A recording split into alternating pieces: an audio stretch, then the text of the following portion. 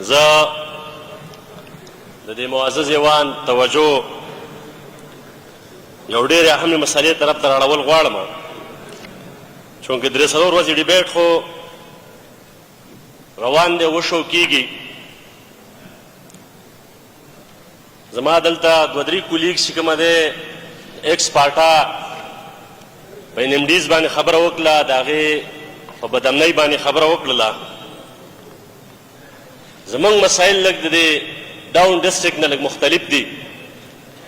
ځکه چې یو خو مونږه قبایلي اضلاع عوام چې کومه دی د تیرو اویاو پنځه اویاو کال نه چې کوم دی په تیارو کې ساتل شوي وو، بلیک لا وه، ایف سی آر و، او د ترقۍ نه هم محرومه پاتې شوي وو. او بیا نن چې کومه د بدامنۍ خبره کېږي،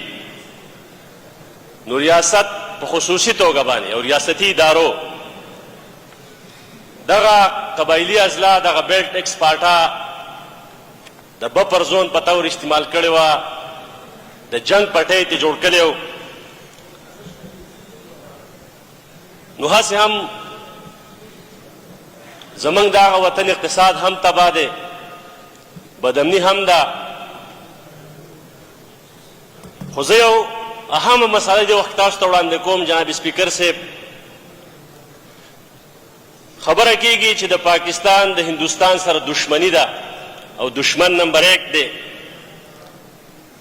خو د تجارت په حوالې سره چې کوم دی واګا بارډر کولاو دی، کرتارپور کولاو دی، د دې سایډ هم خلک ځي راځي او د هغه سایډ هم خلک ځي راځي، روزګار کېږي. د ایران سره چې کوم دی د تبتان لاره کولاو ده، تجارت کېږي. او دا هم په ریکارډ راولمه،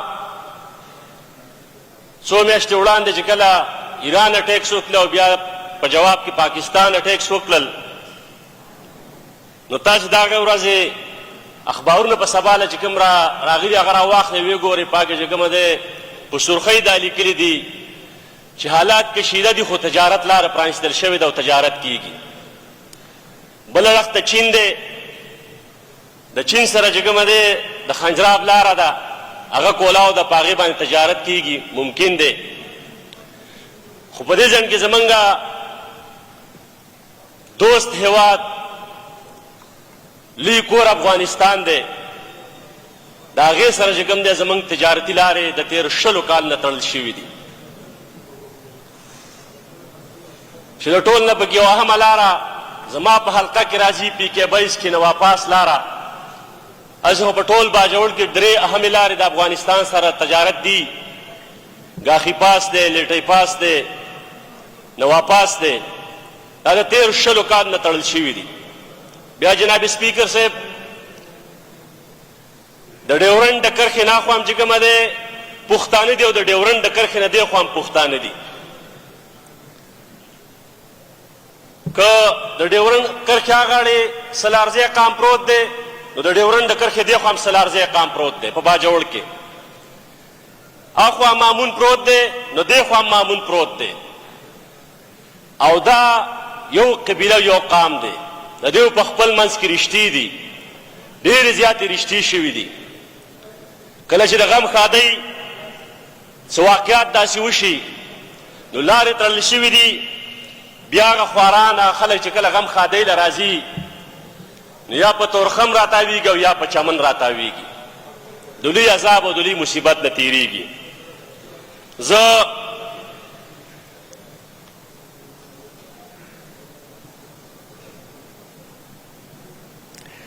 د افغانستان د دغه تجارتي لارې چې کومې تړل شوي دي،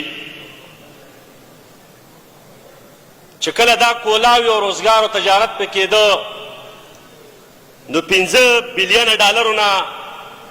هغه تجارت حجم چې کوم دی رالی 50 میلیونه ډالرو ته راورسېدلو.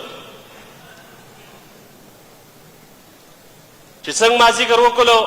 چې د هندوستان سره تجارت روا دی، کېږي، د چین سره کېږي، د ایران سره کېږي، او د افغانستان لارې په دې خاطر تړل شوي دي چې بدامني ده. 8 کاله یا 10 کاله وړاندې پې کنټتار راخ کړ، 600 چوکۍ پې د بره جوړې تللې، په زرګاو په لکاو پوځ په ډپلای کړی دی نو خو دغه لاره دې پرانیزي چې خلک د تجارت دپاره صرف تجارت پې کوي دی دې باقاعده چې کومه دی دا ټول پراسس چې کوم دی مانیټر کوي ګوري دي خو په یو عذاب کې ګیر ایستو د تجارت ذرایع رانه اخیستلي شوي دي بدامني ده چې څا سره لږه ډېره پیسه ده هغه ته کالز راځي هغه علاقه پرېږدي صاحب صوبې ته ځي پنجاب ته په وطن کې چې کومه دی دغه صورتحال دی نو دا ډېره زیاته اهمه مسله ده زما به د صوبایي حکومت نه هم دا خواسي چې په دې باندې ډېر په سنجیدګۍ سره غور وکړي چې د دې لارو د پرانیستلو لپاره ګامونه واخلي دا لارې یوازې دا نه چې صرف کابل ته یا کونړ ته اوښتې دي دا لارې یا دا ایکسپارټا دا د سنټرل ایشیا ګیټ وی ده دا سنټرل ایشیا ته چې کوم دی رسېدلي دي هلته ترقیاته ملکونه دي د هغې سره تجارت کیدی شي زموږ که زه تاسو ته دا ووایم د باجوړ یو برخه چې کوم دی خلک دا د چین نه تجارت کوي په پینډۍ کې میشته دي چې د چین سره تجارت کولی شي په تجارت پوهېږي نو دا چې کومه دی د ماسکو سره هم کولی شي اذربایجان سره هم کولی شي قازقستان سره هم کولی شي ځکه زموږ خلک د روزګار دپاره 1100 کیلومتره لرې کراچۍ ته ختلی شي 700 کیلومتره لرې لاهور ته ختلی شي خو 600 کیلومتره کې چې کوم دی دغسې کې سنټرل ایشیا پرته ده هغې ته نشي تللی ځکه چې لارې ورته تړل شوي د بدامنۍ په نامه باندې نو په دې لږ غور کول پکار دي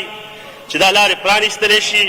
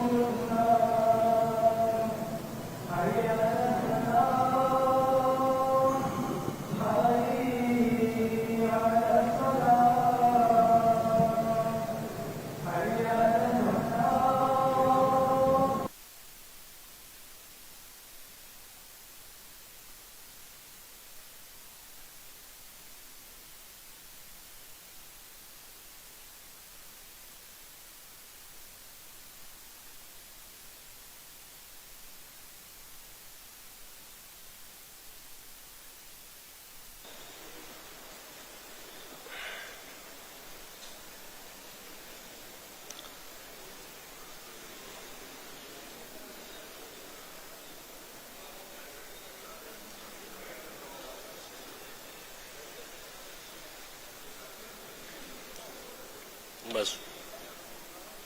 وائنڈ اپ کوم